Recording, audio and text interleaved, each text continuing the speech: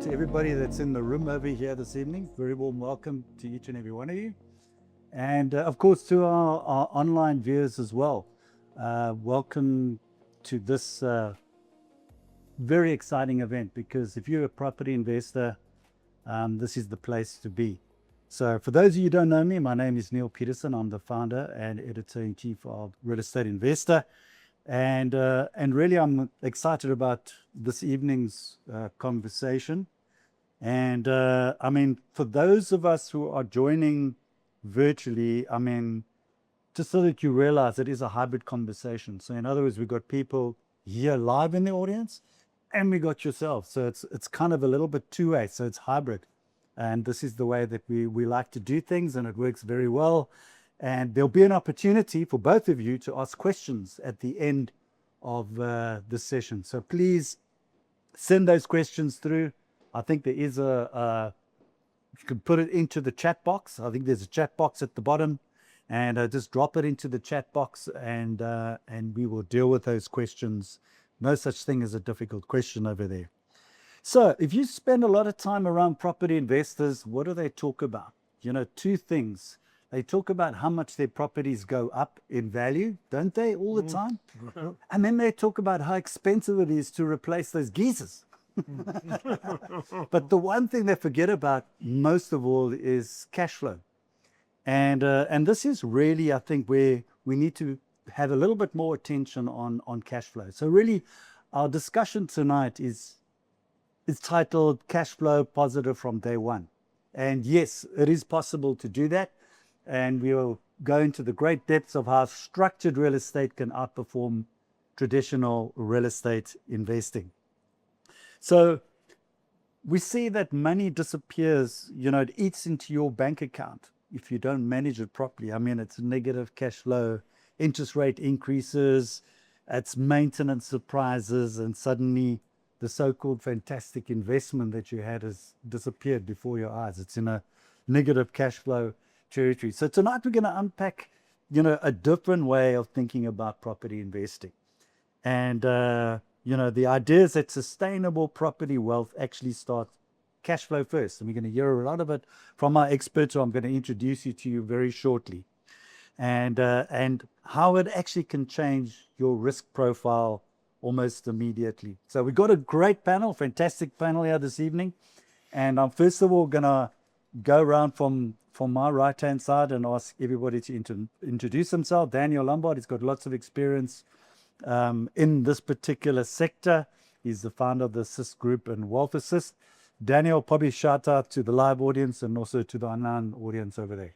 Welcome, everybody. Thank you. Appreciate your time. I know it's going to be worth it.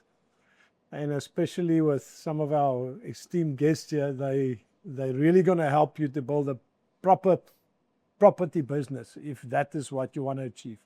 So enjoy tonight. Thank you. Fantastic. Our next guest is Gerard van der Westhuizen, and he's an investor specialist. And he's going to go more into the mechanics tonight of investing. But do you want to reach out to the audience there, Gerard? Just say hi. Thank you, Neil. Everyone, welcome. We're looking forward to sharing what we've got. I'm telling you, being a specialist is making me nervous. Because I tell you, there's so many factors that we need to incorporate and understand. And that's why I believe working in synergy with specialists in the industry is the only way in building a portfolio, and hopefully we can add some value tonight. Fantastic. We'll call you an expert specialist. Like no pressure whatsoever. No pressure. And of course, last but not least, we've got Sean Rodemaker. He's our special guest this evening. Yeah. And Sean almost never made it this evening, but we're so glad that he did. He did. And he changed his flights and everything to be here. So it's great having you, Sean. So we really appreciate it. He's the CEO of Multinet Home Loans, a mortgage originator, part of one of the larger groups. Sean, you probably want to give the shout out there to everybody. Yeah, no, absolutely. Yeah. It's fantastic to be here. Luckily, I did make it. Yeah, so it's going to be nice to have the chat. I'm chatting from a industry perspective on finance, but also on the mistakes I made in property investment. Fantastic. So to give a real insight into that. That's great. I mean, the mistakes what people make, there's so much you can learn from it. I mean, I've made lots of mistakes. So I can share lots of them with you too. So it's wonderful. So this is good. We've set the scene for great panel. So just think of this like a fireside chat. We've got our experts here. We're really gonna delve into what value that we can bring to you. We're gonna bring you some wisdom, something that's gonna help you take you to the next level of investing over here. And cash flow positive from day one. Who would like that? From day one? And it's possible. It is. So what we're going to do is I'm going to start off first of all with Daniel. And I mean, Daniel, you know, we see most investors are, you know, the conditional to chase capital growth first. That's almost that becomes the prime thing. Your philosophy is it's very different. Cash flow should be the starting point, which is probably the core of our discussion. So maybe just talk a little bit about why does cash flow discipline matter so much? Because I think, why does it?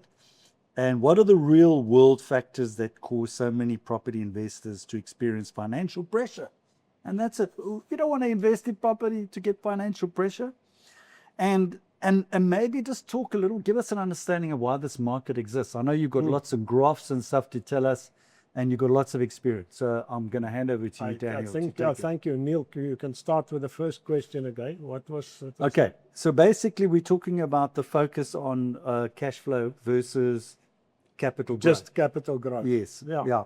And the mistake that people make where they say, I'm buying it for capital growth, and don't worry, it's going to grow over a period of time. But while they're suffering in a negative cash flow situation today. Yeah. Yeah, I think I think the starting point for looking at cash flow, why is cash flow positive? Why are everybody looking for cash flow positive?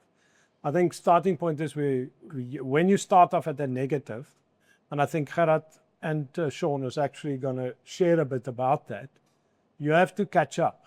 Okay, and that means if you're going to use finance from day one and you are not able to cover your expenses at least, and maybe have some positive cash flow additional to that, you may have a challenge when a small thing goes wrong or a tenant gives challenges or whatever the case may be. It creates a challenging situation. I think over the last term, and if we're going to look at some figures here, you will realize that your investments, your capital growth can be slightly lower, like we have experienced in, I think, from about 2018, 2017, up to about just before COVID. There was a very low capital growth nationally, actually. It slowed down quite a lot, and the next slide that I'm going to show will show you a bit of that. Okay, so what I've done is I've just looked at all the different residential, and just the focus, guys, just understand the focus here is residential real estate investments. So if we look at that, and I've taken R1 million property just so that you can multiply it to whatever you want to. If you're going to put in 2 million, 1 million, whatever that is, it will give you a good idea of why is it so important that we need to have a positive cash flow from day one. So if you look at that, first of all, I think very important is what you buy for. We all know that the old saying is what you buy your profit, okay? So if you buy at the right price, and I've estimated that you got a reasonably good bargain, you paid 95% of market value, then you had to pay transfer costs. So you'll see that the total cost, which we talk about here, is $1.05 million for a buy-to-let. Student accommodation, it's higher because why? We have to have some fittings, etc. And Airbnb, all the different types. And you will see, obviously, that the capital growth, which we are not focusing on tonight, is actually when you buy with Wealth Assist, you always will buy, if you spend R1 million, the property must be at least 1.3, 1.4 million worth. What does it buy you? Buy you security. It doesn't buy you cash flow, unfortunately. But it helps you to cover your cash flow should something go wrong, which is also very important to take in consideration. Then you will look at the additional capital outlay, that which of these opportunities have got additional capital outlay, your typical. So where's that going to come from? Is it coming from finance? Is it coming out of your cash flow, like in extra cash flow out of cash physically, because the bank's not necessarily going to finance your furniture and all those type of things? So those are the things that you must take in consideration when you look at and it's going to all affect your cash flow, okay, on the end of the day.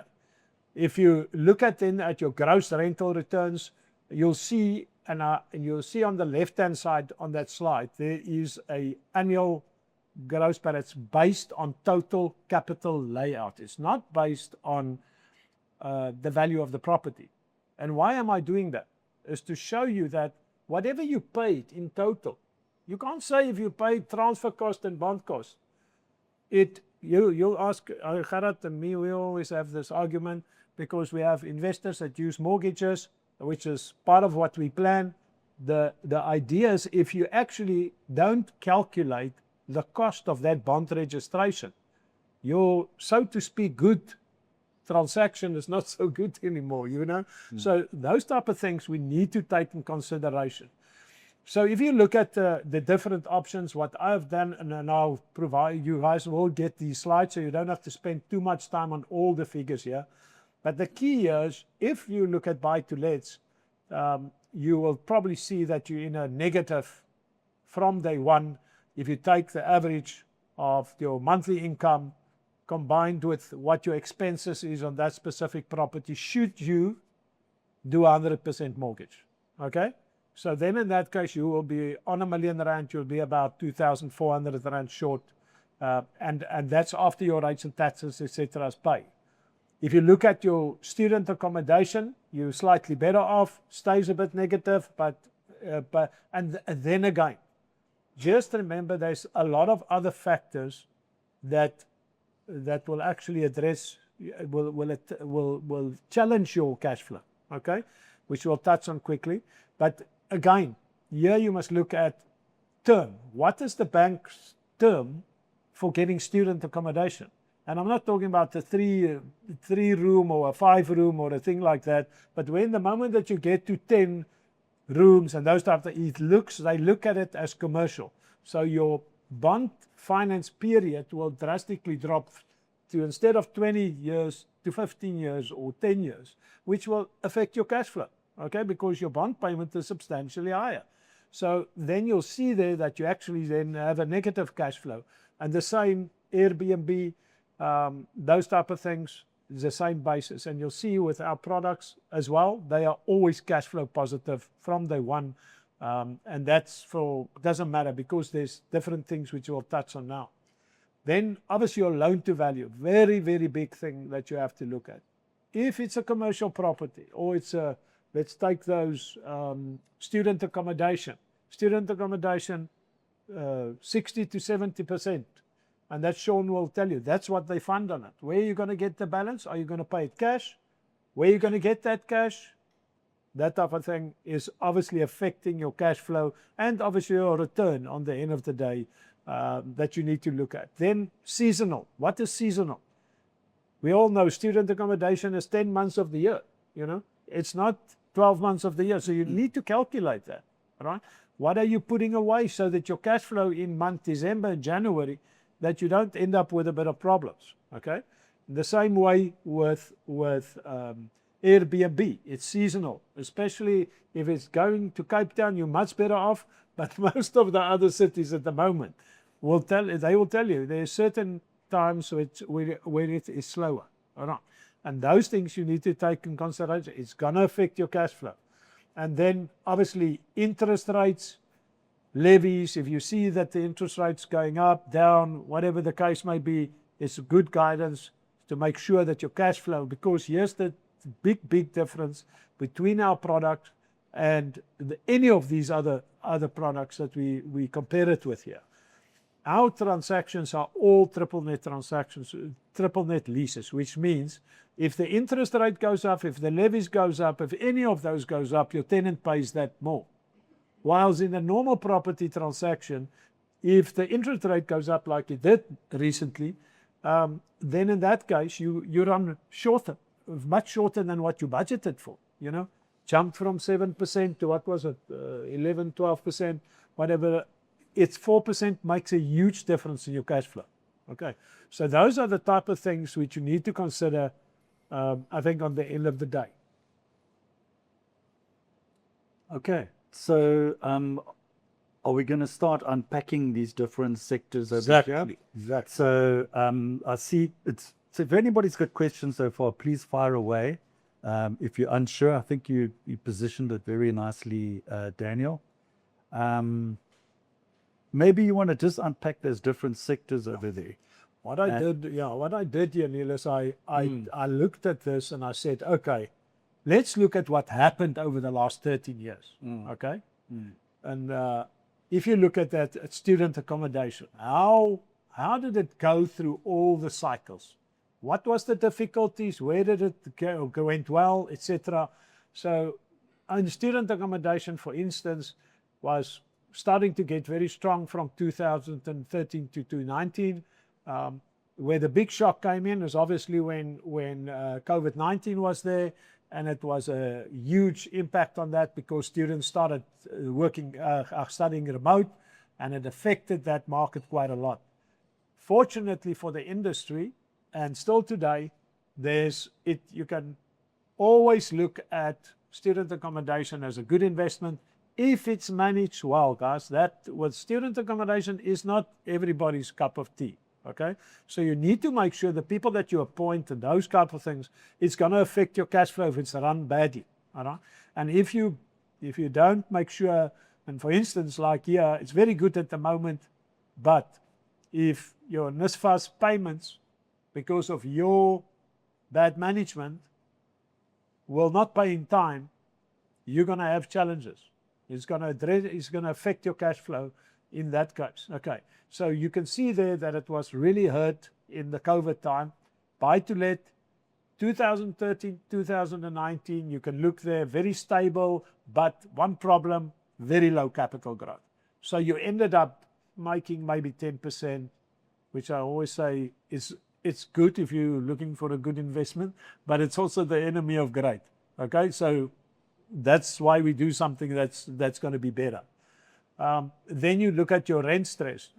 We talk about 2020, the good standing rate for residential tenants was at 62% in the market, okay, which is a huge challenge. A lot of people lost half of their salaries. They couldn't pay their rentals. They gave their keys to their landlords, and they went and stayed with family or did something else. So, and that really challenged the buy-to-let market in that time. When the interest rate went up again, it was quite a big challenge for cash flow for a lot of people, and a lot of investors, like Neil said, came to the point where they actually started becoming distressed real estate owners instead of normal investors, you know. So those type of things, you need to make sure that you can manage that in the position that you're in when you do that. Multi-lets, very good investment. It actually came through in this time. It really started to be a flavor of the month at the stage, and it's still today a very good model that works very well. But again, it's more in the affordable market, above the affordable market. It's not your low range. For instance, I know a person who owns a lot of property in Welkom, rents out the rooms, and he's doing very, very well. But he charges 7,000 Rand a room. Okay, so that's typically the type of income that you then get. And if you've got 20 rooms, then it becomes a good business. Then with Airbnb, Airbnb now getting just out of the struggle. And I must say Cape Town specifically, the others are still in a weaker position. And one of the things is the biggest challenge with that, you need to manage your cash flow because of the fact that it's seasonal. If you I would say there's a key to Airbnb's cash flow. Position, position, position. If you're in the right place, if you're close to Sandton, I know we go for seminars and things there, you know, we just don't get a place to sleep. That is a problem. All right. So it's a good spot. It's always full. That type of thing will help you a lot. And if you look at our products here, you'll clearly see that our biggest effect was in the COVID time. But we dropped from 98%, can I call it, good standing tenancies to about 92 or 91, all right? Which was still higher than the average when it was good standing tenants. So that I think is very important.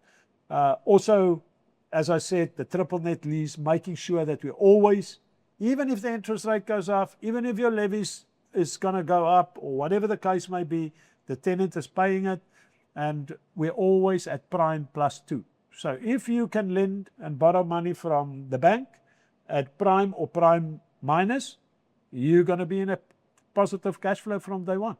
Okay. Okay, great.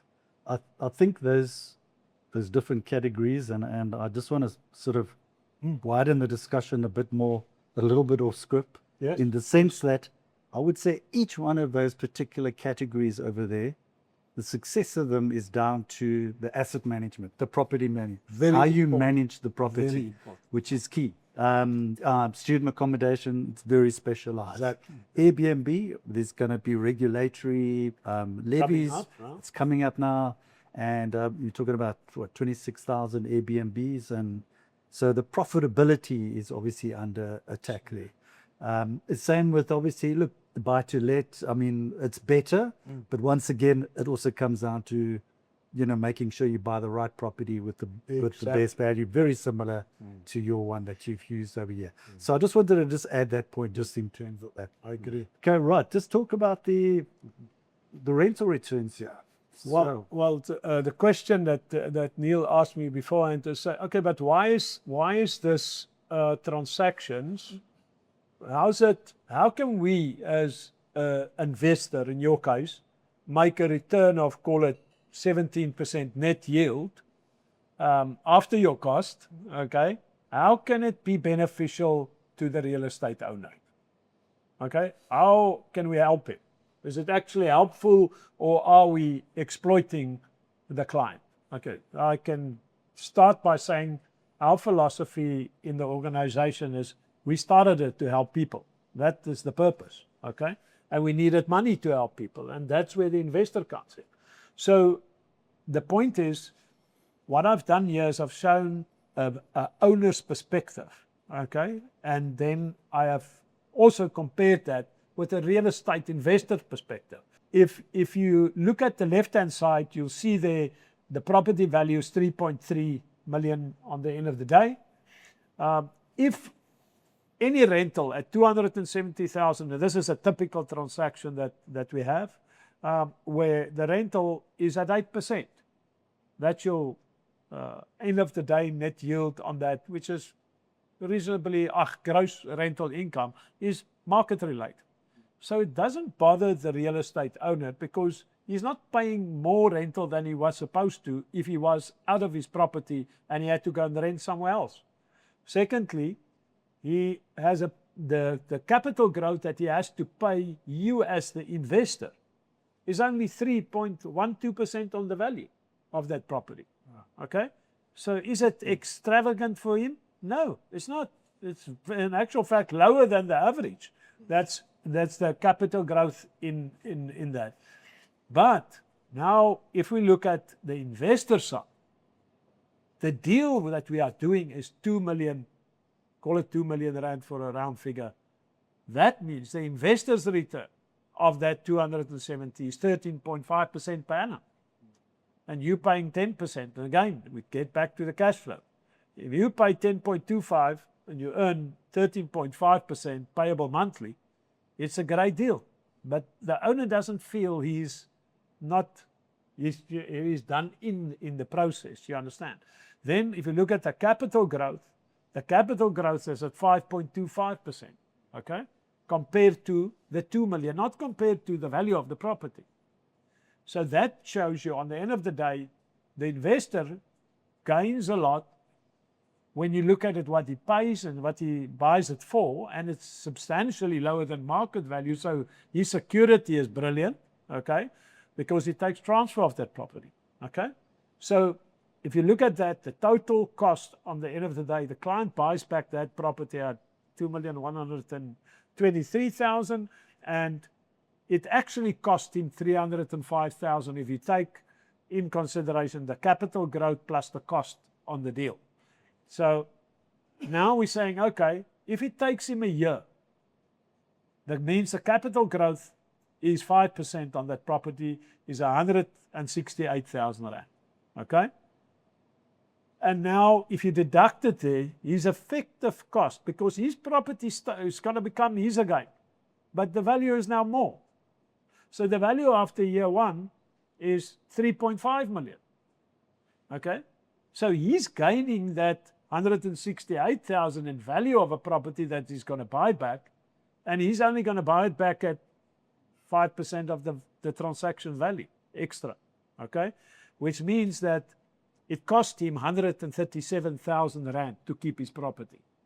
Now, if it's a person that's supposed to lose his property, would you think that's an expensive price to pay? Not at all. Okay.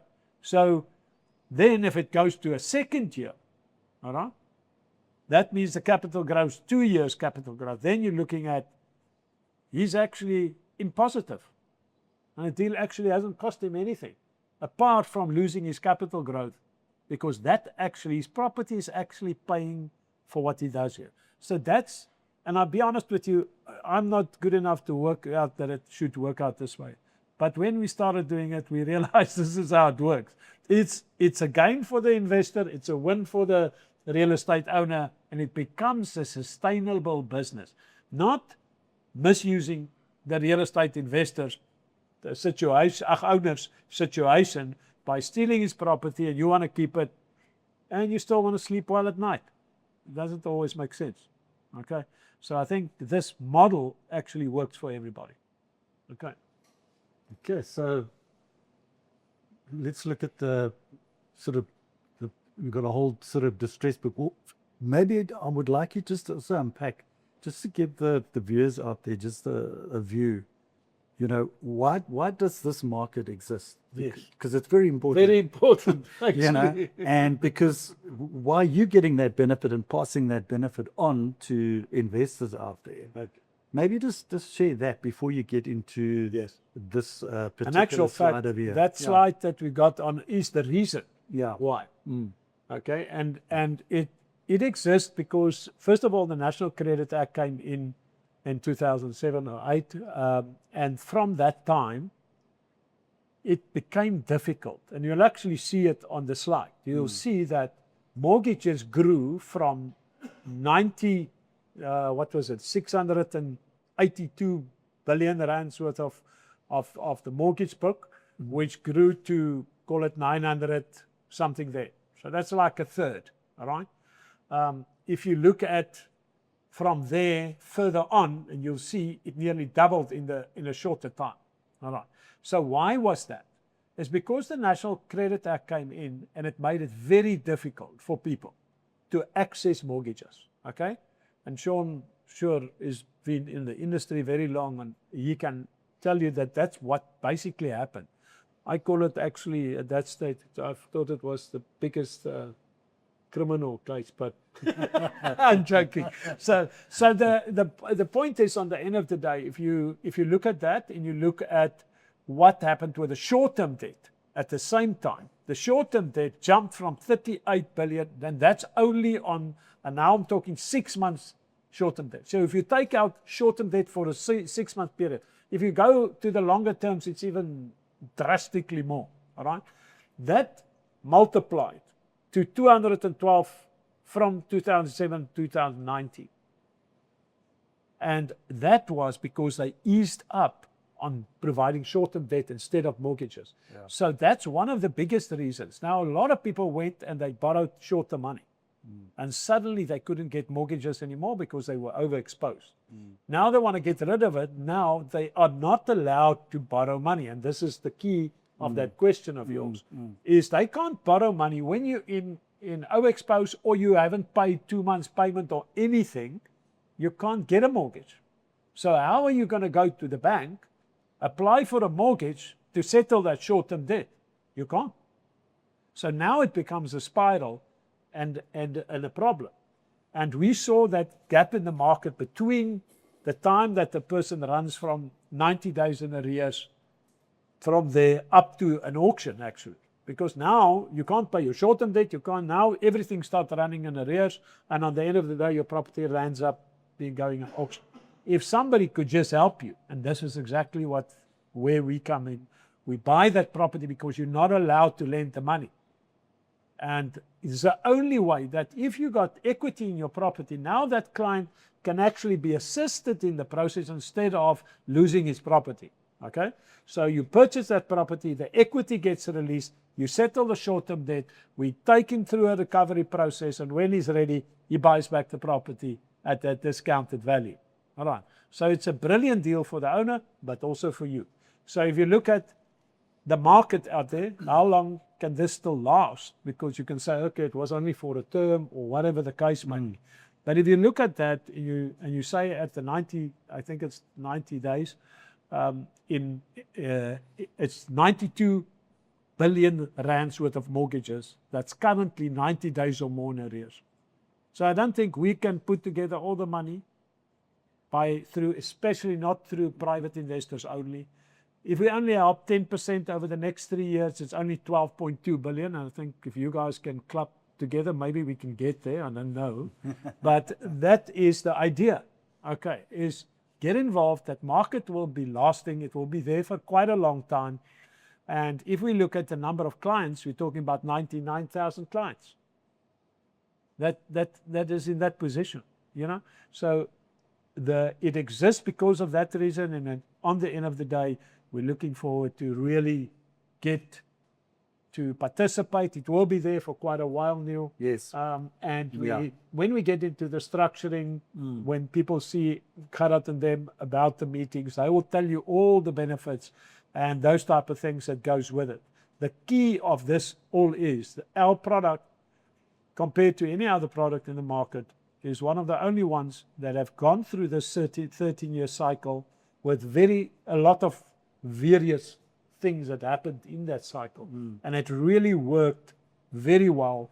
Always cash flow positive, stayed on top of all these cycles, and can on the end of the day provide you as an investor the opportunity with good security, always less than market value on the end of the day. Sure. No, thanks for that. Look at that 92 billion, it's quite a scary figure. But certainly, you know, National Credit Act had a massive impact. I mean, we had the global financial crisis before of that. So obviously, you know, a lot of people were wiped out as a result of that. But yeah, you can repair and you can come back. I think it's not a complete sort of disaster situation. So I'm now going to hand over to Sean, because Sean, you can maybe delve into this whole thing, because you're going to talk about how to build a property portfolio, and you're going to talk about those mistakes. Well, I'm going to talk about the mistakes, absolutely. Yes, and how people can avoid them. And that's the thing. So we can learn from where people have erred. So, Absolutely. And so also we're opening up the debate, guys. Some of you get into deep trouble like Hasso did, and it happened to over, but did you recover? That's the whole thing. The most important, how did you manage yourself out of the situation? And so, Sean, Perfect, thank you. Hand over to you. I'm sure our panelists can also ask questions to the other panelists. Of course they can. So, Daniel, one of the things that I remember about your product was the first thing that came into my mind was, but if a customer is in distress, how's he going to afford to pay the premium on the new bond that we put, or the rental that the investor puts in? And that's where you gave me that nugget that really hit. So maybe you can just explain that. Well, the interesting thing is I was in an institutional investors meeting today, and that was the first question. Which everybody of you should have asked the first question. Yeah. How can you help a guy if he's in trouble? Yeah. Okay. And the challenge is, if you can unlock the equity, address the short-term debt, plus you cover their rental, because that's exactly what our product does. It covers the full guarantee for the full term of the rental. The money actually lies in cash in the trust account, okay? So he doesn't have to pay anything. So can he fail? Can he default? No, he can't, okay? So that immediately puts you in a position where we can work with him, get his credit status to where it should be to recover. I hope it is. That's exactly it. And that's where the penny dropped for me on the product is we always think that the cash that gets released out of the wealth assist product goes to the customer immediately. Yeah. And he does what he wants with it. Yeah. You know, And it's but, not. but it's not the case. So it goes into a trust. There's a portion put away to ensure the investor gets his rental. And there's a portion that gets put away to cover short-term debt and recover the customer. And I think once you understand that about the product, you actually realize how amazing Yeah. it is. Okay, Absolutely. a very good point. Yeah. Thank you, Don. Yeah. it only took me 3 or 4 meetings. You owe me. That's why we invited Sean here today. We needed a financier, banker, mortgage. Yeah, absolutely.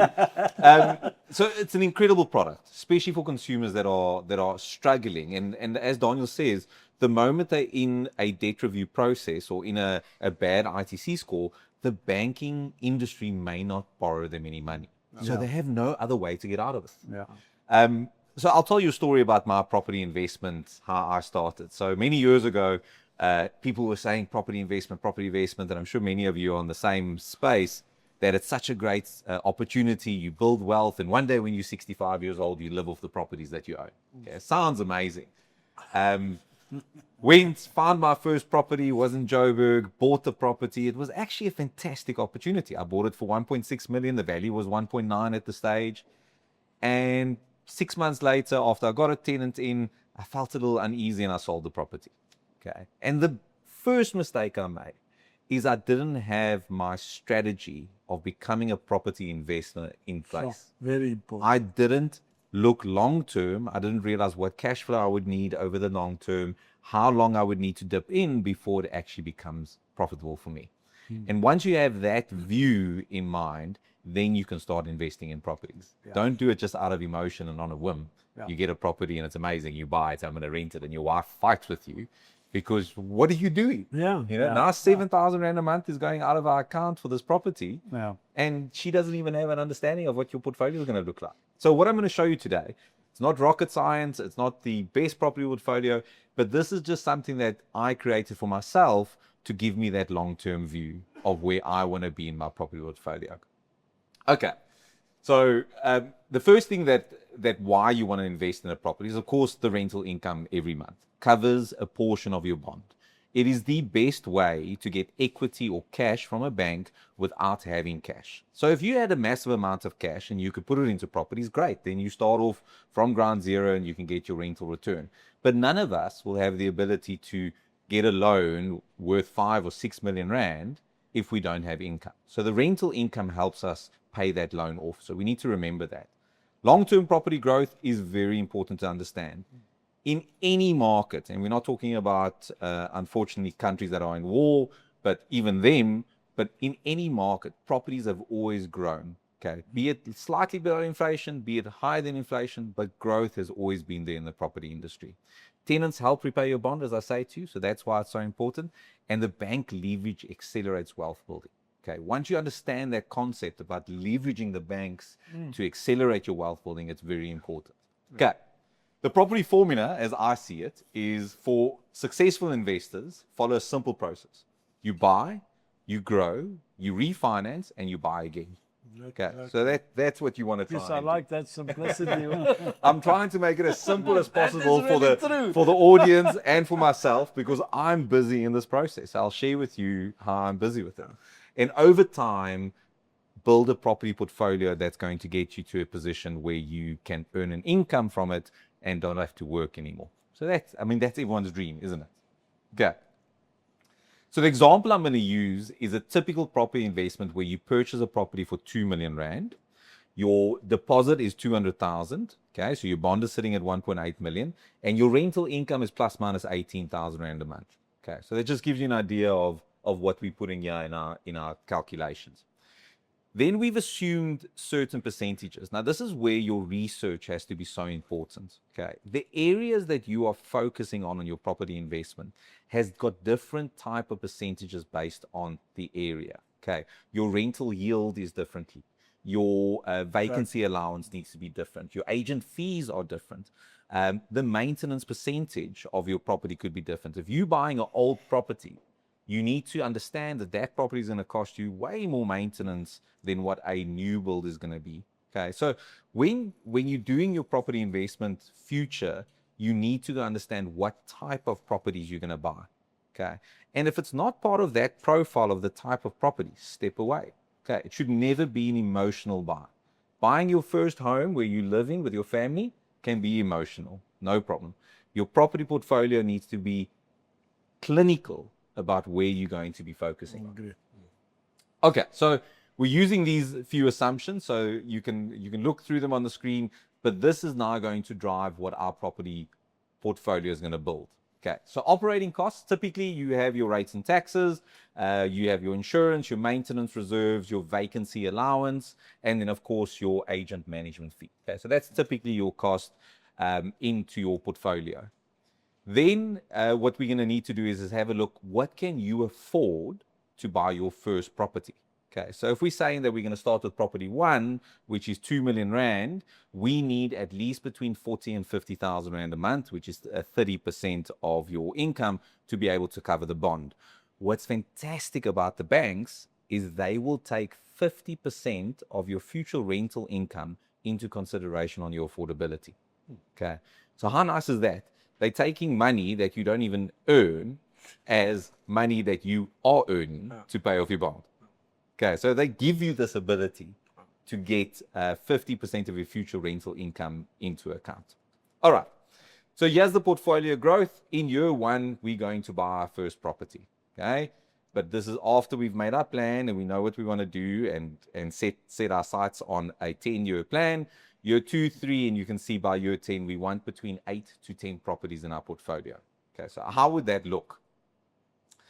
So this is a dashboard that takes all those requirements that we spoke to, and it will give you a clear indication of what it takes in terms of your money to be able to invest in a portfolio like this. Okay, so the first 10 years of your property portfolio, you are putting in cash. Okay, so in year 1, you bought your property for 2 million rand, you have a debt of 1.8, your equity is 200,000 rand, so you can see the LTV sitting at 90%. Okay, so that means that you have put in 200,000. You can get, especially on these type of values, you could potentially get 100% LTV from the banks. But let's assume that we're working on a 90%. Your cash flow per month is 7,700 rand that you're putting into this portfolio. Okay, that's the first mistake I made. The first time I had to start putting cash into my first property years ago, I felt uncomfortable, and I immediately wanted to stop, and I sold it. Okay, biggest mistake I made, because if I kept that property, it would have been sitting at a 30% loan to value now, so the bond would have been paid 70% off, and all the additional money that I'd be getting in would be able to go to my second property. Okay, so that's why I said from the start, and I'm reiterating it, if you want to be a property investor, make sure you have your goal set out for 10 to 20 years. Okay. Your second year, you're now still on your first property.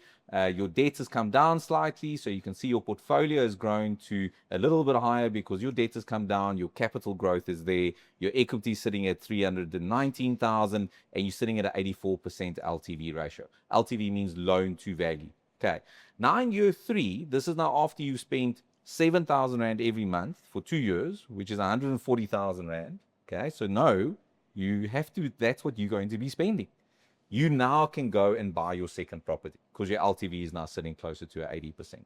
Your second property comes in and the same requirement. You now have to put in that additional 6,000 rand. You can see it's not 14,000, it's 12,968 rand. Okay, why is it 12,000, not 14? Because your rental has gone up. Okay, so your rental for the last 2 years has gone up, and now you can put a little bit more to your bond, but you still have to invest. Okay, look at your 4th and 5th year, 15,000 rand.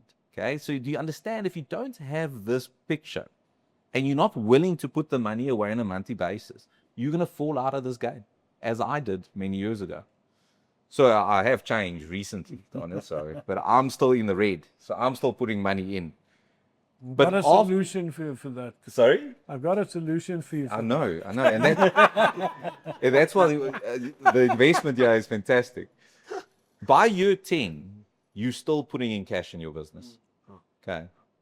But all of a sudden, long-term investments in property, all of a sudden it starts turning. Yes. Okay. And you can see from year 11 to year 20, you start making money in your portfolio. Okay. By 20 years, you will have an asset. Only if we did the 2 million rand for 10 properties, you will have an asset of 46 million rand on your books and only at a 4% LTV. That means you've almost got no debt and you're earning 122,000 rand a month. Okay. That's why we see and find people in the property industry that says, I'm a property investor, I'll make 120,000 rand a year on this property, but ask them how long did it take them to get there. No, absolutely. So just on a typical portfolio like this, after the 20 years, you would have an equity of about 44 million and you would then have an earnings of 122,000 rand a month. So it gives you that idea. Now, what happens to your tax? Okay, so I'm not going to go into detail here, but that's your second biggest thing about being a property investor. Where do you pay tax and when do you pay estate duties? Okay.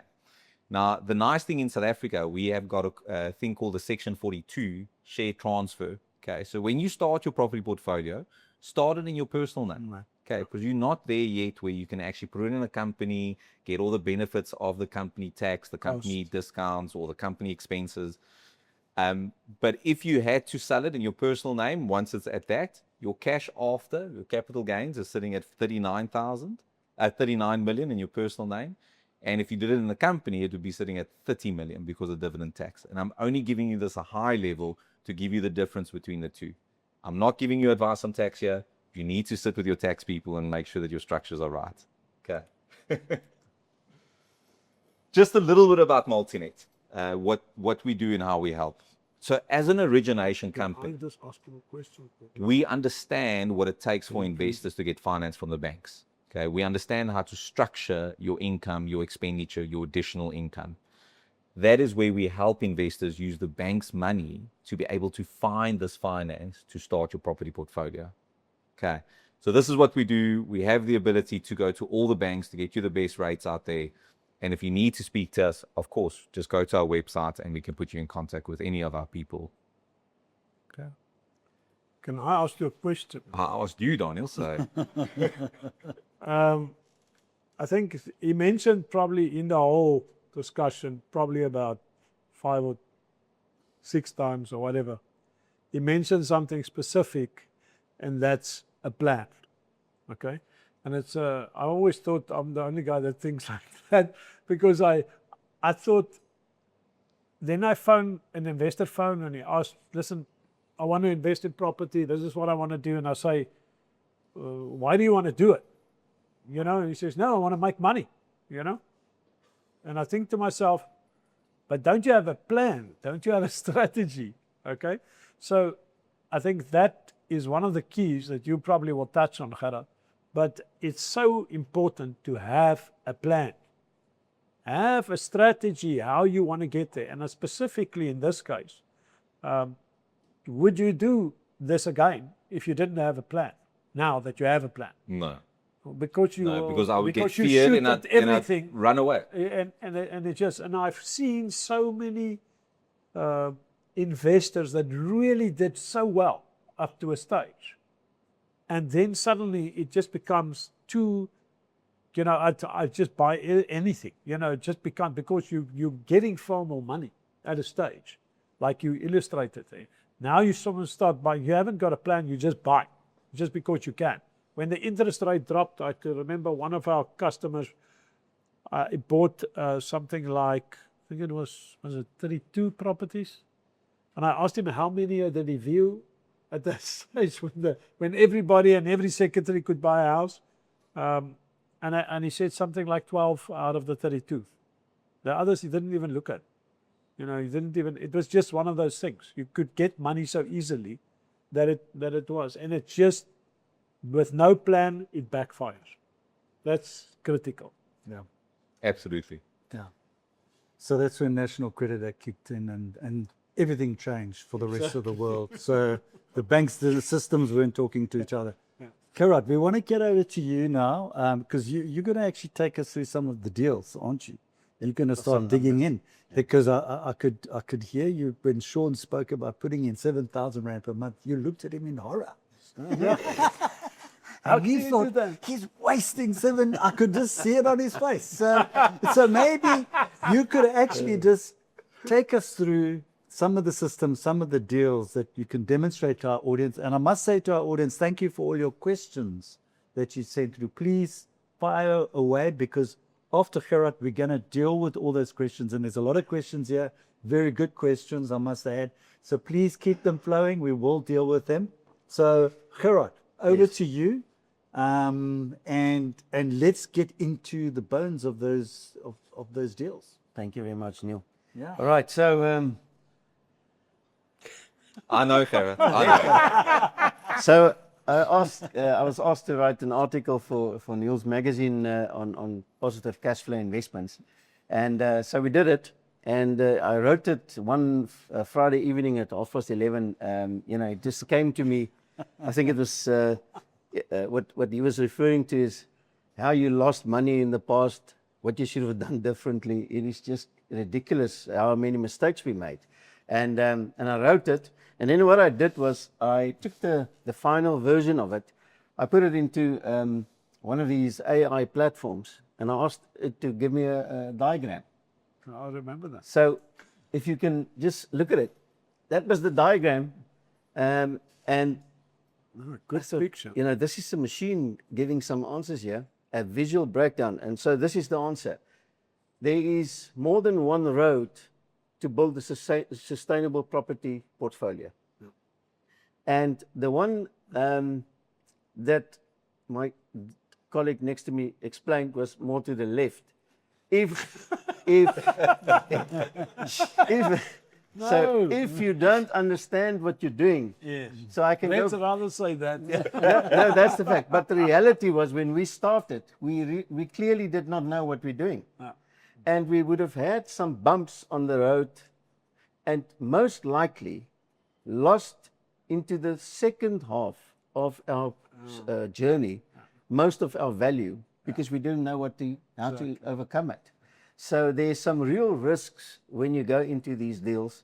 And whereas to the right, I did get some wisdom and realized that there is a strategy of a cash flow positive angle. And if you understand that correctly, you will understand that there's two things every property investor needs to understand.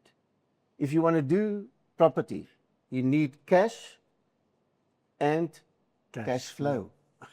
And if one of those two are not there, you might be in trouble before you start.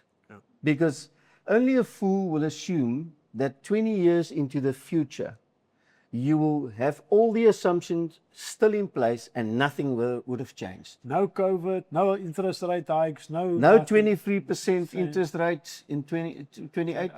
I mean, was it before then? No, I it was- was 97. It was a 25. Yes, yes. 25.5%. Now, at that stage, I was Yeah. 29 years old. Can you imagine what happened to me on 23%? I mean, that is 25. salaries of a beginner. So I can tell you now, we've been through 3 cycles of interest rates, up and down, up and down. COVID per se, it is a real risk.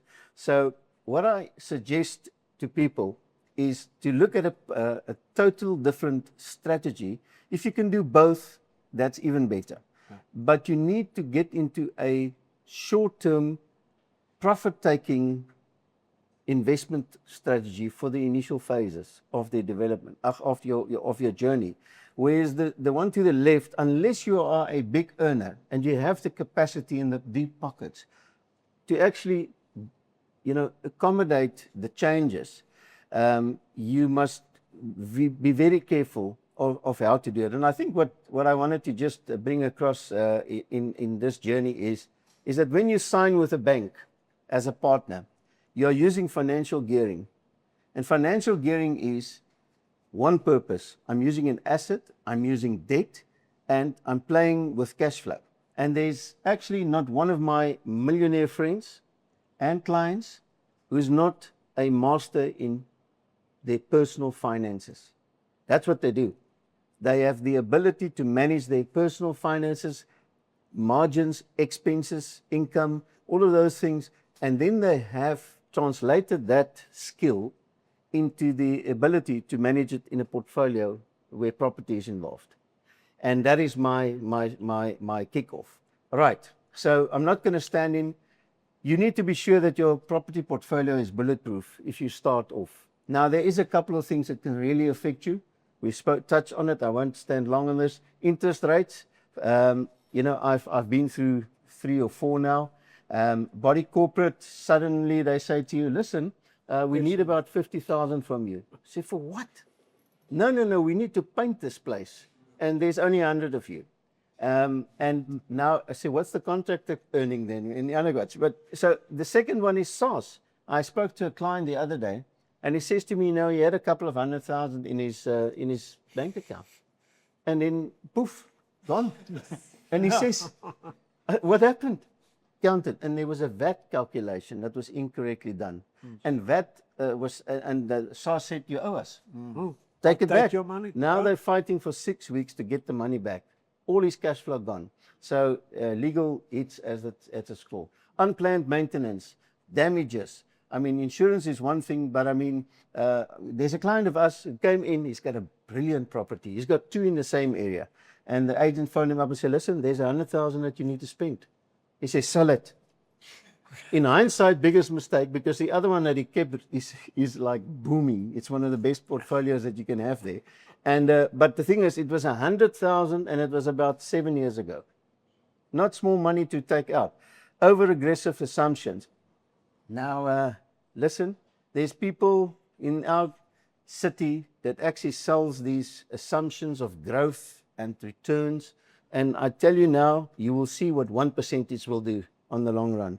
So it's really important not to go there. I think ultimately you must understand that you are in it for 10 years.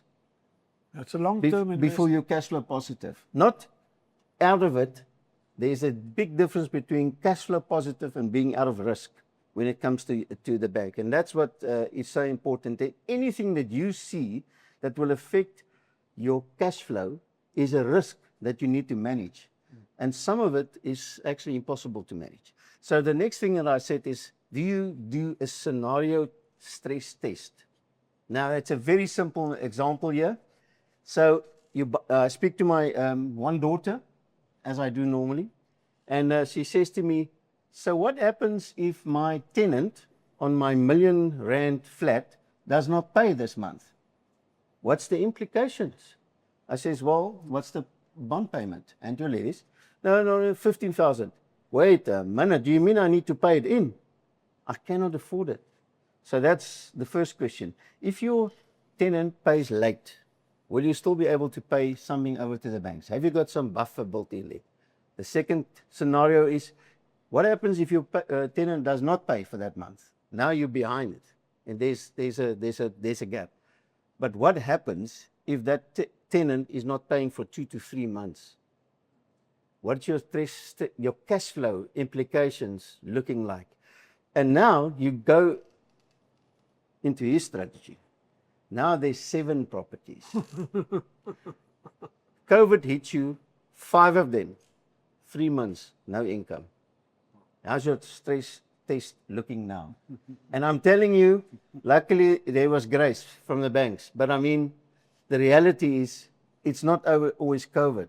It could be something else. Yeah. You can be in a 35,000 a month payment to the bank on one property, and it's you have to evict. What's the eviction period? If you 12 months if you do a good job. Good job. 12. So in other words, 1 year, no income. How's your stress test looking now?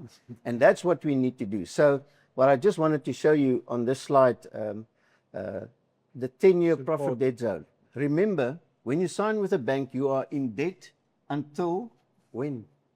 When you pay it off. Okay. So this is a specialist in finance. Trust him. When it's paid off. So that little red line there. Now, this is, by the way, AI. By the way, that was the AI from this article that I wrote. Says to me that, remember, you are indebted at least for the first 16 years. And you owe the bank. And remember, in his graph, it's the positive side of the game plan. You are making money like crazy. You've got an asset equity-based build-up like this. If you default on your portfolio, the banks have access to all of your portfolio. Because, no, you know what? We signed surety. And everyone, so I get the phone call, I'm in debt 23,800 Rand a month. I said, okay, so in your company, yes. Did you sign surety? Yes, I did. I says, and any other properties? Yes, my mother's and mine is paid off cash in my name. I says, did you link it? Did you? Yes. I says, well, now you cannot afford to default on your 5 properties. So I'm subsidizing my 23,800 per month from my business, he said. And there's no equity to sell it. So he was in real trouble. So just understand it. And this is what I didn't understand when I started. I'm going into the relationship for 20 years. And until the last day of the last payment, I'm the slave of the bank. And I need to play according. And I don't know if you guys have experienced it, but if you lose a property through bad debt situations with the banks, the people that come to you is not the ones that sold you the bond. These guys, like great. It's not us. No, about the bank. No, it's not blue jackets. Not blue jackets. It's ugly jackets. It's the other. So it's Grey the people, big pre-legal baggy. and legal. In any case, so they come to you and they've got real teeth, and then you realize that those small prints that you just signed with the attorneys has got some serious bite in them, and they're actually going to take it all away from you. So maybe that's just the introduction to say, be wise in how you approach your financial gearing strategy. That's what you call a real skrik story. And Tell us how you get over it. Tell us how to do it right. All right. No, look, I think it's a good point, because I think you need to look at the 2 scenarios, and I think a lot of people land into that scenario, but you don't plan it that way. It just is. It just as Life there are happens. scenario, life hits you in the face. You know, sometimes you are the direct cause. In most cases, you are the direct cause. And you're the one that got yourself in that in the first place. You're the one that have to get yourself out. I've written many stories of many people who came from rags to riches, riches to rags, went up, went down, lost everything, came back again. But the most important thing is, you know, you can come back. For sure. And I think that's the most important. But I think you've laid it out very clear cut. I don't want to take our debate here, because we've got a lot of questions here that I want to deal with, which I'm going to pose. And part of it will actually be part of the story that you're talking about now. So I think we can bring it in. So thank you for your questions, guys. Please load on. And obviously, if anybody here in the audience has a question, we'll open up to you as well. I've got one here from Jermaine Samuel. He says, is it cash flow positive only on cash deals? If I finance the deal with a 20 to 30% deposit and finance the remaining part, is the ROI, the return on investment, still the same? Okay, I think a lot of people, and Gerard will back me up on this one, a lot of people work out return on investment. Return on investment, with respect, and I don't say exclude the mortgage, but when you do a calculation on a real estate investment, you don't calculate the bond to determine the ROI. The ROI consists of income minus expenses. Okay? That's just how you determine the return on investment for a specific. And then you have capital growth that will be added to the income and expenses returns. Okay? So that's how you determine the returns. But then you get to gearing. Okay?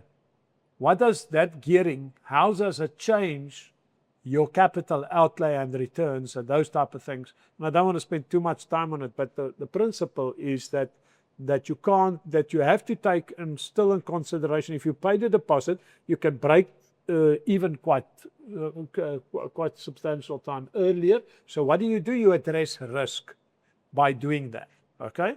And by addressing the risk, you're making sure that your chances of having a problem when something happens is covered substantially better. So I call it more risk mitigation by paying a deposit.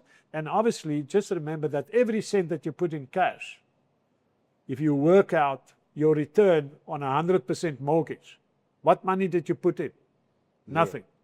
So if you then want to work on, we call it return on cash or return on capital outlay. No? So if you work out what that return is, and you have borrowed all the money, not a single cent put in your ring, what's your return on your cash? Infinite. You can't work it out because you haven't put anything in. It's only bank money. Okay? So I think that hopefully addresses No, absolutely. Yeah. that Great. question. Okay, Adrian Niemand, he says, how do banks typically assess affordability when lending to a trust entity, specifically in terms of looking through to trustees versus the trust's own financials?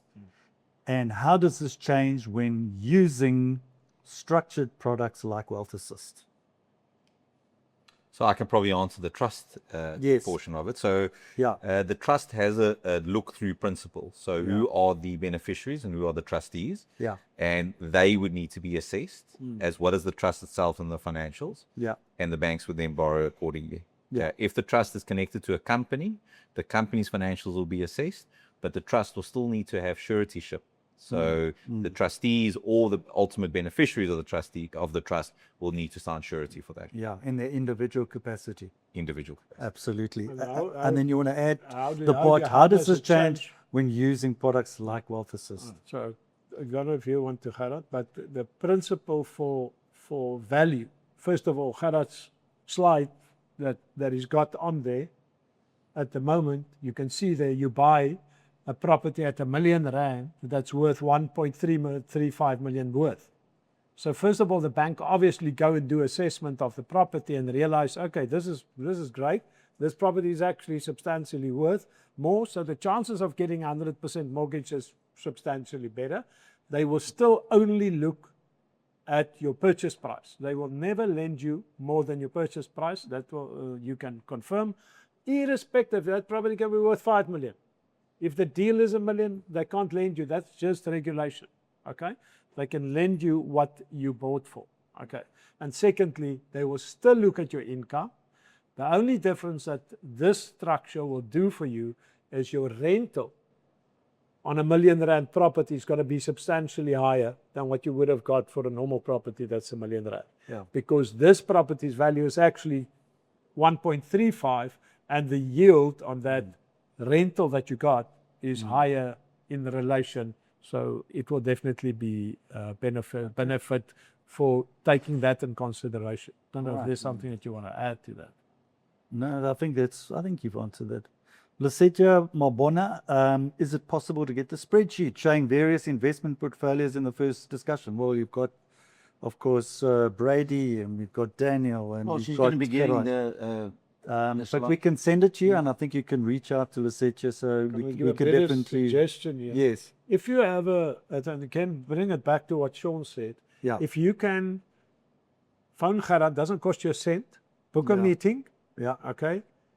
Get your plan, Yeah.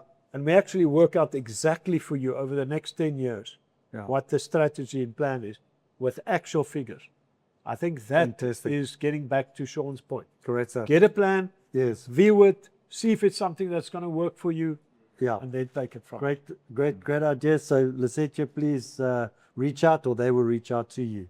You know, I think it's important to know that the Wealth Assist product isn't something that everyone knows about. So if we were speaking about a property portfolio and how to grow a property portfolio, Yeah. we would all be speaking on that red, you know, Yes. the pitfalls, and this is what you must do. Yeah. This is a unique product. Yeah. It's one that not many people understand. No. And if you sit with Gareth and you actually go through the principles of this product, Yeah. it becomes so clear. Yes. We can't find these customers that are in No. distress as individuals on the ground. No. We don't know who they are. Yeah. We can't go knock on someone's door and say, hey, are you paying your bond? Aren't you paying your bond? You know, that's not how it works.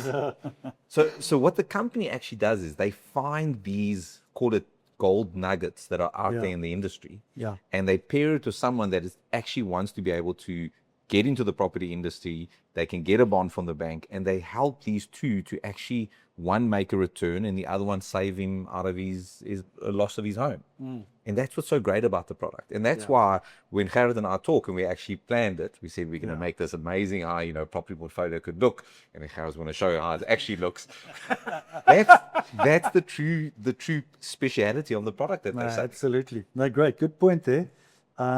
Siavua Linda, do you have to be liquid to assist these distressed real estate owners, or can we use mortgages?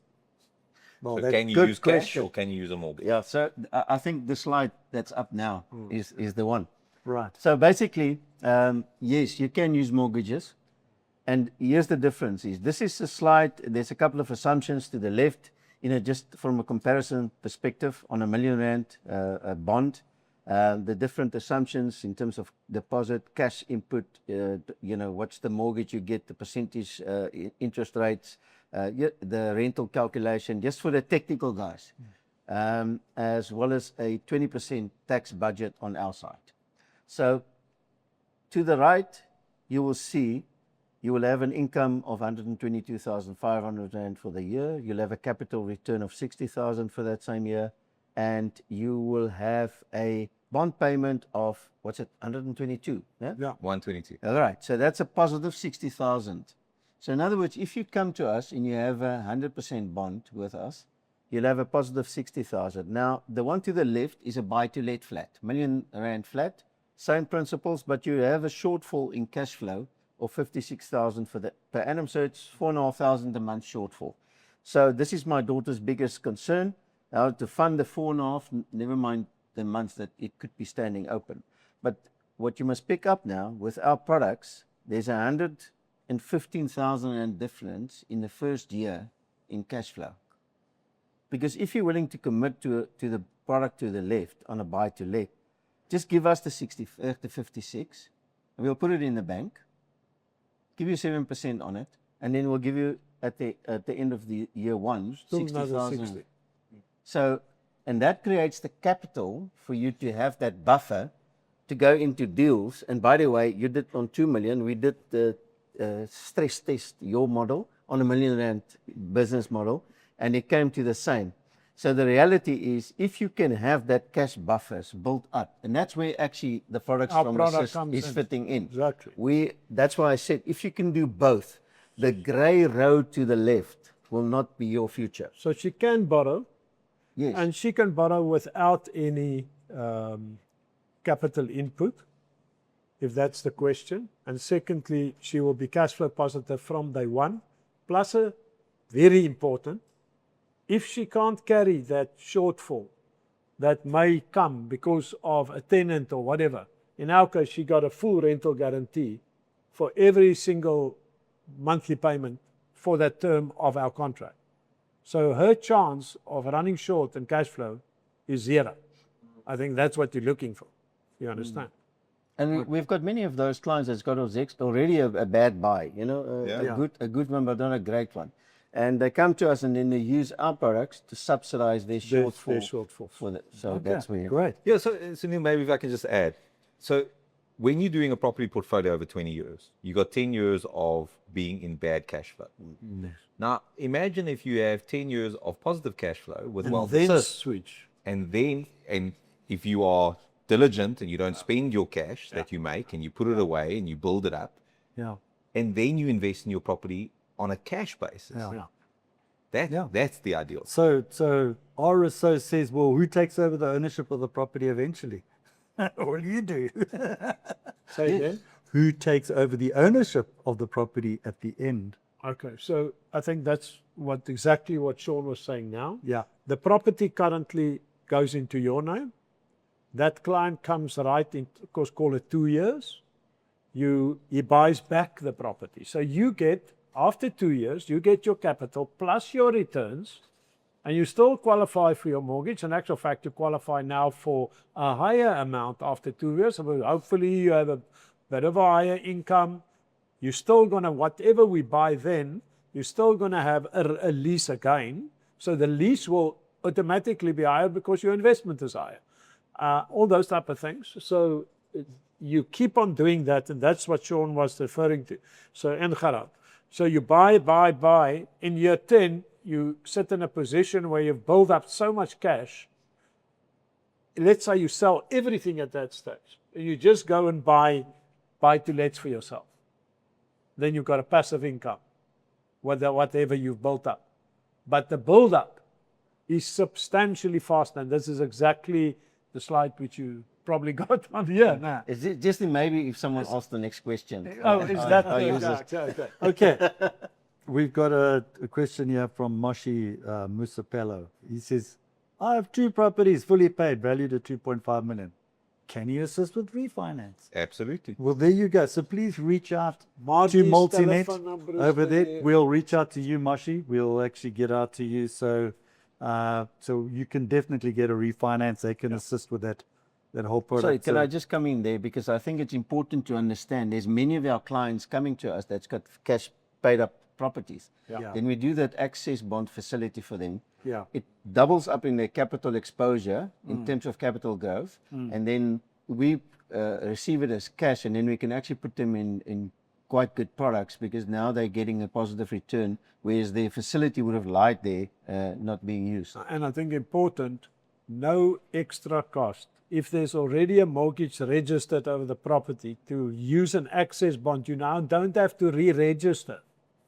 You understand? If there's already excess on your mortgage. And even So if there you is can one, unlock. even if there isn't one, it's so affordable. It's Yeah. the cheapest way of raising finance Yeah.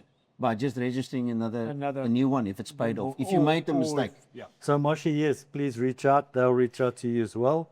Michel Kakasingi says, do you work with non-South Africans, people with refugee status, for example? I'll leave it to you. Yeah, we So- absolutely do. We can arrange finance. There are certain limitations on it Yeah. from the LTV perspective from the banks, but yes, we can. So Michel, once again, reach out to the... Maybe I can just to- touch on a point there. I mean, Yeah. that's probably, Sean doesn't want to go into the detail of it maybe, but if you're a foreigner and your income is well proven, that type of thing, you can earn, get at least 50% mortgage of the value. So if you haven't got the balance in cash, why I just want to mention that is we can combine it with one of our investors who has got cash, and they can jointly buy in that case. Okay, so there's many options. So the Yeah. answer is yes. So And the other thing, when you talk about jointly buy, the banks are now willing to go to 10 people on a bond. That's right. oh, really? Yeah. So if you find yourself too scared to actually do that, and you Yeah. have 10 friends, almost like a stokvel, Yeah. the banks are willing to give all 10 of you combined income a bond.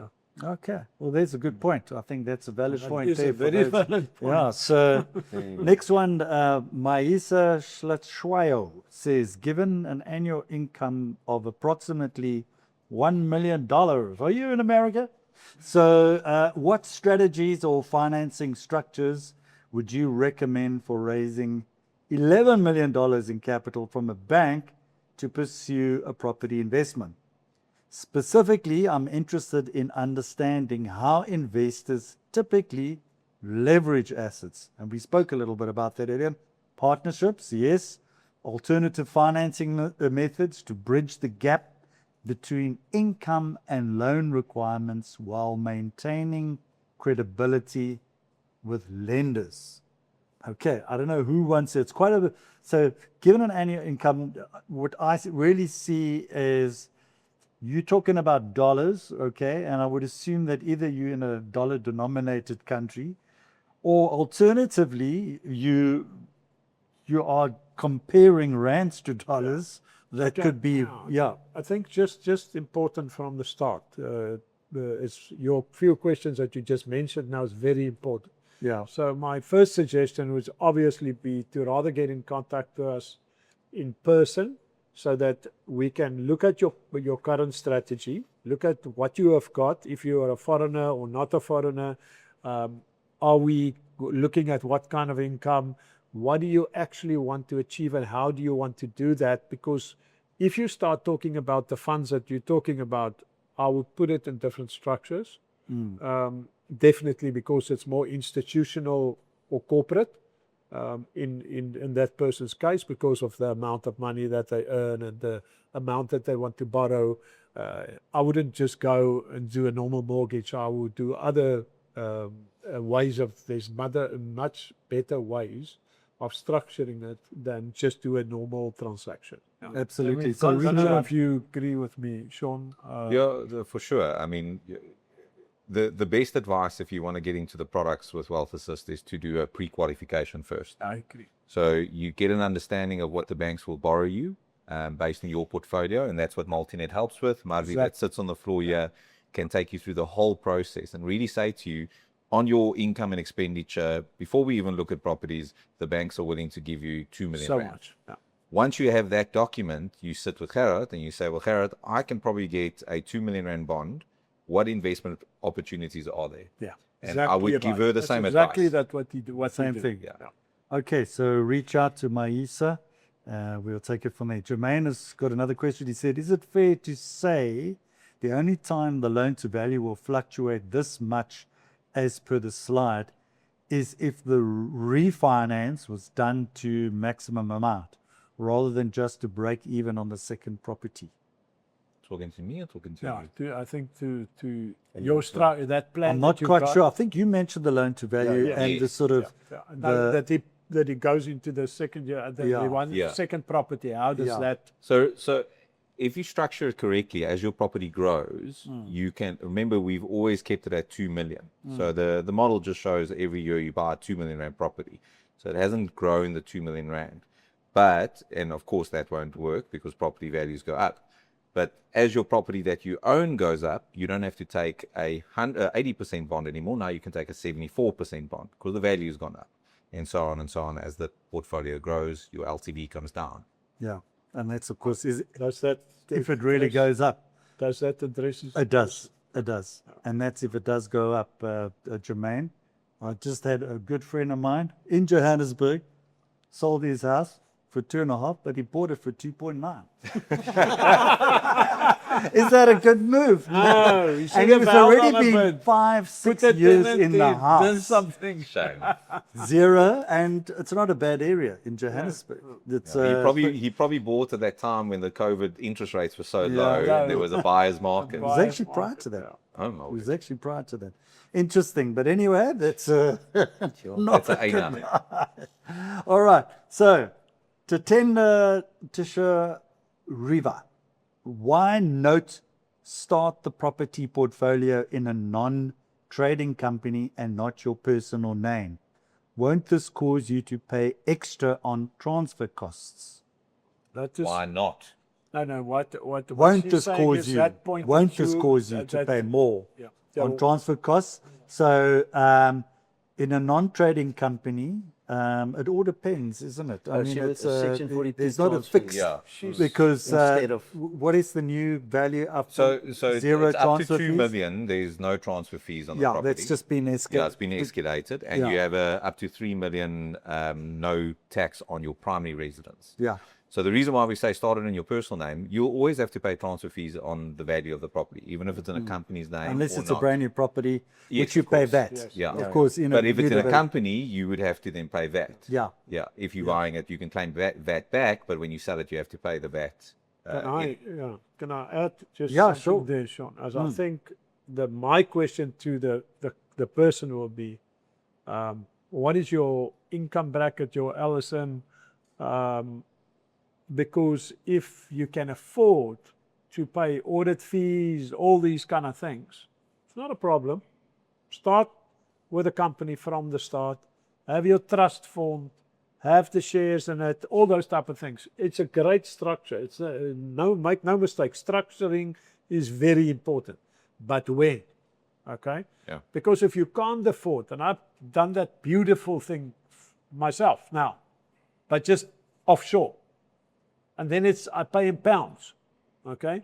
So my company is now lying there for 2 years and I'm paying quite a bit of money that I could have put on a property, you know, instead of paying my taxes or my re-registration fees in pounds. Okay? And it's the same idea. Don't go and erect these massive structures when you buy one property. It's just costing you money. You have to audit, or at least have it done by a bookkeeper, and every year, and you have to hand in your books and that type of thing, and then it just becomes costly. So you have to think about those things as well. And if you can afford it, no problem. Hill, are we getting questions from the audience here as well on Yes. there, or have they? No. We are going to reach out. What I'd like to do, okay, what we can do is we can actually take a break here. So we're going to come to you. I've still got about another 6 questions from you, the online audience. We're going to come back to you. There's some really good ones here. Do we have a question from the audience live over here? BK over here. BK? This is a question for Sean. I just wanted to know, when dealing with the banks, is there a way to negotiate a fixed interest rate and a way to extend the years? Because, you find in America that they sitting at 6%, but it's over like a fixed rate, a fixed term. Yeah. It's a great question, and we get it often in the mortgage origination space. So the banks will give you a fixed term rate for up to 3 to 5 years, okay? And it's normally 2 to 3 percentage points above what you can get in the prime rate at the moment. So if you believe that South Africans' interest rates would grow by 5% in the next 5 years, and you're willing to take prime plus 3, then you can do it. And it's normally prime plus 5. But we've never seen such a big escalation in the South African interest rates. So you're actually not in a better position to take a fixed rate, because it's only for a short period, and after 5 years, they can reassess it again. Okay, so you can't get it over the full term of your loan, 20 years or 30 years. But you can take a 20-year, even up to a 30-year loan, which helps you with your cash flow in terms of your bond repayments. But of course, if you don't pay it off quicker, the interest on that 30 years is much higher. Okay, that's great. Are there any more questions from the live audience here? Everybody okay? Okay, we can always come back to you if you can come to a question. So, from Anonymous, if the tenant will pay rental from funds in the trust account, if not, how do you deal with the rental default? Absolutely. Okay, guess why we have rental guarantees? Well, that's an expansion. So the reason why we have rental guarantees on the end of the day is because of that. We have initially started off by doing the monthly rent. We paid the person's debt. I think Gerard touched on that. We paid the person's debt, and then he have to pay his rent, and we normally have 3 months rental in advance lying on trust. And then we realized that some of these tenants, unfortunately, couldn't or didn't pay their rental. Okay, so now we have to use the deposit, and then it becomes a challenge because their debt, we paid their debt for them. But now they mess up their credit with the fact that they're not paying their rental, and it becomes a problem for our investors. Okay, so we flipped it. One of our bright people in the company came up and said, "Oh, come, let's flip this. Let's look after the investor. Let's make sure we first build the rental guarantee in it, okay? And then we deal with he have to pay off his balance of his debt that we couldn't fit into the deal." Now, that means if he then in that case don't perform on his payments, he actually discredit himself to buy back his property. And that would be a real issue for you, okay? So that's what we did. And that changed the whole picture, okay? Unfortunately, in the past, we have about, the last 13 years, we have about 3 or 5, there somewhere between, clients that decided not to pay at all. And unfortunately, I had to evict them. And we had our first eviction, I think, on the 9th of this month, which we don't like to do. But if a client refused to give access, because remember, one of our exit strategies, and this is maybe answering the question in a better way, our exit strategies is always to sell the property. And here's the big thing. when that property gets sold, the investor still gets his capital, returns, everything, okay? We get our fees, and everything above it goes back to the previous owner. So you don't put it in your pocket. You don't misuse that situation, okay?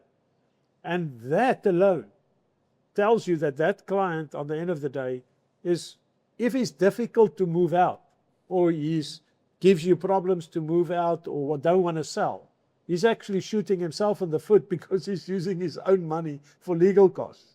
Okay? So the proceeds that would have gone to him is now gone. In this case, it was 200,000 rand because it was quite a high level property and a bigger thing. So in that case, that client now sits without the money and without the property. You understand? It just doesn't make sense. And it's all in the agreement. So hopefully that addresses that question. So we had a few of those situations, and every time we got the eviction. It's the second eviction that we actually completed. Fortunately, many people, when they get their attorneys and sit around the table, realize, oh no, I'm actually shooting myself in the foot. Okay, great. And I think you also answered to Tender's question. You said, is there a way to insure for loss or rental income based on vacancy rate or non-paying tenants? Typically you did. And there's also a lot of good products out there which can get rid of your tenant very quickly at very low cost, not legal fees. But anyway, that's a separate discussion. But just on that previous one. So the chances of you, with a new structure that we use, there can't be vacancies. There is no rental. Okay. So let's look at the worst case scenario, what can happen. The client after 3 months doesn't pay his debt. And guess how that works? They pay it to us, and we pay the debt counseling people who runs that negotiations, and they pay the debt. So we don't allow the client to pay it. We make sure he gets paid, he pays it so that he can recover. Otherwise he can't recover. Okay? So we make sure of that. But here's the thing, if he doesn't pay after 3 months, and he skips one payment, the agreement says you agree that we're now going to sell the property and put it in the market. We still have the rental for the next 2 years, or a year and a half, or how long the contract is. Okay? So you don't have an issue. You'll get rental even if we're busy putting the client out, if we have to. Okay? Which in that case, hopefully is not. Okay, we're just running over a bit of time now, so I want to just finish off these questions here. Will the unexpected repairs and maintenance affect my return? I'm going to give you a minute. Who wants to say it? Gerard?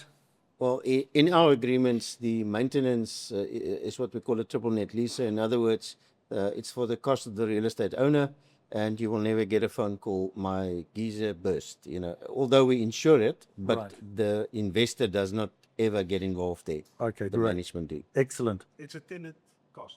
Right. Okay, so how can I use access bond to reduce monthly installments on a month-to-month basis? I don't know who wants to. Do you want to talk about getting an access bond? Well, maybe accessing, depending you do a valuation on your property, the value has grown on the property. I need to get an access bond. I don't know whether this is possible in a wealth assist. How can I use an access bond to reduce monthly installments on a month-to-month basis? From Phila Madondo. Now, I don't know whether he's talking from a generic perspective or whether he's talking from a wealth assist, because there's two different scenarios. If I understand it correctly, so let's say, for instance, you got a property of 2 million, 5 million, 1 million, doesn't matter, and you currently have excess, let's call it 50% available. All right. But you want to reduce your current mortgage. Yeah. That sounds like what they want to do. Yeah. So then you borrow the balance of the money, you do one of our transactions, okay? Yes. So what we do then is, in that case, you got a bit of excess monthly, which you reduce on your current bond, and you pay it into it because it reduces everything that you pay above your normal bond payment. Right. So that will immediately reduce your bond. Then after the term of the contract, you get your capital out, plus the capital growth. Then you take that capital growth, reduce your capital further, and then reinvest it and do the same thing. And it will help you pay off your property probably in a 5-year term if it is at a 50% ratio. Okay, great. 2 more questions. So I'm Sean from Wake. He says, I'm 54 years old, looking to diversify my current investment portfolio. Should I use my own cash or use bank finance to start building my property portfolio? Bit of both. It's always the best. A bit of both. Okay, great. Thanks. Nice, quick answer. Last question, and then we're going to ask everybody just for a wrap up. Okay, John Ruth says, are you using the Section 20 ALA, which is the Alienation of Land Act approach in assisting the distressed seller? Net on. Hy vra gebruik ons section. Yes, we do. We do alienation of land act transactions. So if you want to do an investment, some of our transactions is installment sale transactions. The condition of that is, unfortunately, if you don't have access bond or cash, then you can't participate in that. Yes. So you can't use a mortgage to buy an installment sale. Great. What I'm going to do is I'm going to go around to each one of you. We've come to the end of our evening. Does anybody in the crowd have any one last question that you would like to ask at all? If you had a question, what would it be? Otherwise, we can always engage afterwards. We can give you some virtual water, virtual coffee, virtual food. Unfortunately, that's for the live crowd. They get the real stuff. So next time, come to our live event. It's a hybrid. We have this once every 3 months. Sean, give us your final words, your wrap just before you go. Maybe some advice just in terms of our discussion this evening, your 1 minute closing comments. And then I'm going to ask you, Gerard, and finally you, Daniel. And then we're going to close off the proceedings. Sure. Yeah. So 1 minute advice: property and property finance is probably the best way to use someone else's money to make yourself wealthy. Find the right products. I think Wealth Assist is a fantastic product. It really has very limited risk. The only question I always ask is, how many of these customers are out there that we can actually do Wealth Assist product for, but use the bank's money to create a proper portfolio? Gerard? I would say generate cash by saving or doing short-term property deals as quick as you can, as many as you can. And then when you go into long-term properties, make sure that they are as fast as possible or as close to cash positive as you can. And remember this, cash is king, but cash flow is the queen. And you need both. You need both. Okay, Daniel. Okay, I just, this is totally just from a different angle. The key is use the bank's money and start investing. Because if you don't do it, you never start. All this fantastic information means nothing. Absolutely right. Thanks very much, Daniel.